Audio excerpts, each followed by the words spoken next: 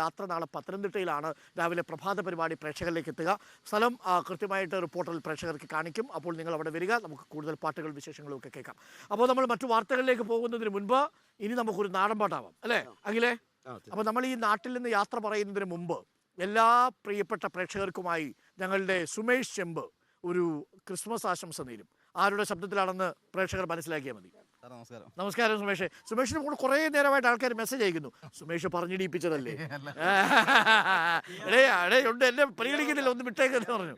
നമ്മളെ ഉമ്മൻചാണ്ടി സാറിന്റെ ശബ്ദത്തിൽ ഈശ്വര ആശംസകളും. സുമേഷ് ശരിക്കും ചെമ്പാണോ? ചെമ്പാണ്. അതോ തങ്കമാണോ?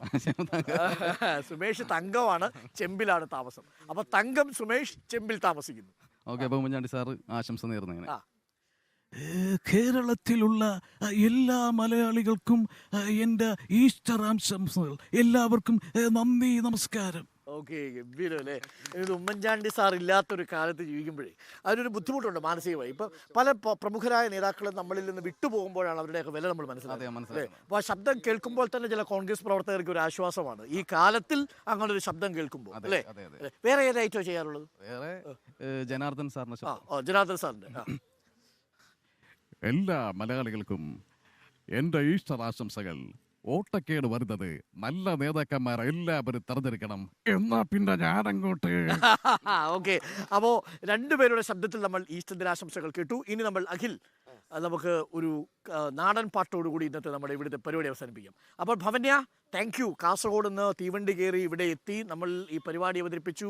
ഭവന്യ ഒരു താരമായി മാറി യഥാർത്ഥത്തിൽ. ഇന്നിപ്പോൾ ഒരുപാട് പാട്ടുകൾ കേട്ടു. അപ്പോൾ പാട്ടുകളൊക്കെ ആൾക്കാർ ഇനിയും കേൾക്കും. നമ്മുടെ യൂട്യൂബിലേക്ക് ആ പാട്ടുകൾ കേൾക്കാം. ഭവന്യയുടെ പാട്ട് കേട്ടു, സാബു ചേട്ടൻ്റെ പാട്ട് കേട്ടു, ജയൻ്റെ കവിത കേട്ടു, ഫ്ലൂട്ട് നമ്മുടെ എവിടെ ജയൻ?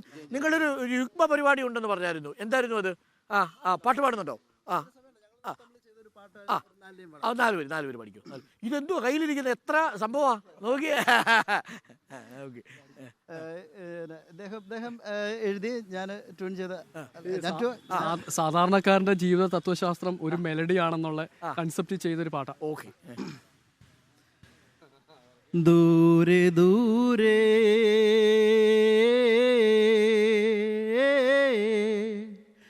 പൊന്നാവണിത്തോണി തെളിഞ്ഞോ,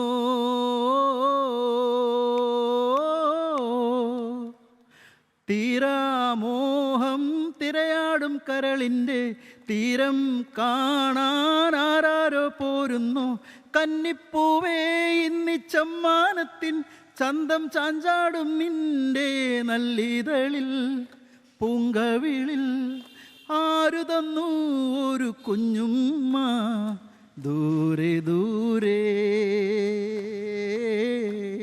വാ, ഗംഭീരം.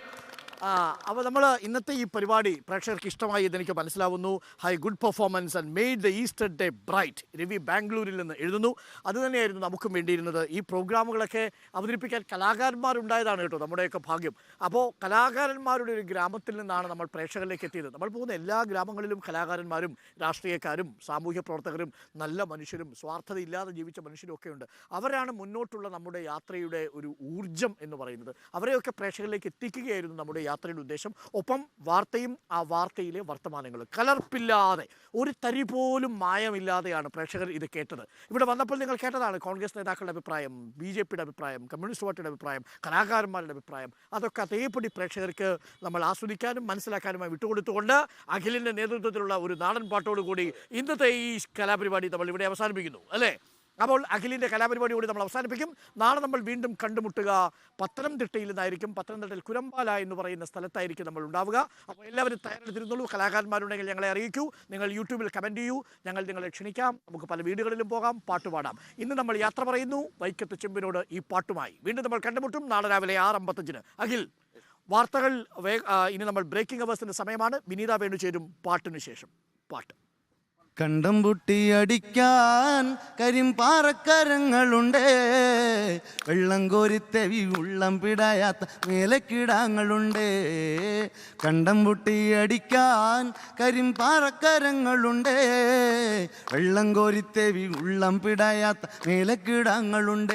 തക തക താത്തിനന്തകത്തെയ്താര തകദിനന്തക തെയ്താര താത്തിനന്തക തകദിനന്തക താരദിനന്തക തെയ്താര തക താത്തിനന്തക തെയ്താര തകദിനന്തക തെയ്താര താത്തിനന്തക തകദിനന്തക താരദിനന്തക തെയ്താര താരക പെണ്ണാളെ കതിരാടും മിഴിയാളെ തമ്പുരാനെത്തിടും മുമ്പേ കരിങ്കാർ കോര പറിച്ചാട്ടെ താരക പെണ്ണാളെ കതിരാടും മിഴിയാളെ തമ്പുരാനെത്തിടും മുമ്പേ കരിങ്കാർ കോര പറിച്ചാട്ടെ തക തക താത്തിനന്തക തെയ്താര തകദിനന്തക തെയ്താര താത്തിനന്തക തകദിനന്തക താരദിനന്തക തെയ്താ തക താത്തിനന്തക തെയ്താര തകദിനന്തക തെയ്താര താത്തിനന്തക തകദിനന്തക താരദിനന്തക തെയ്താര തക താത്തിനന്തക തെയ്താര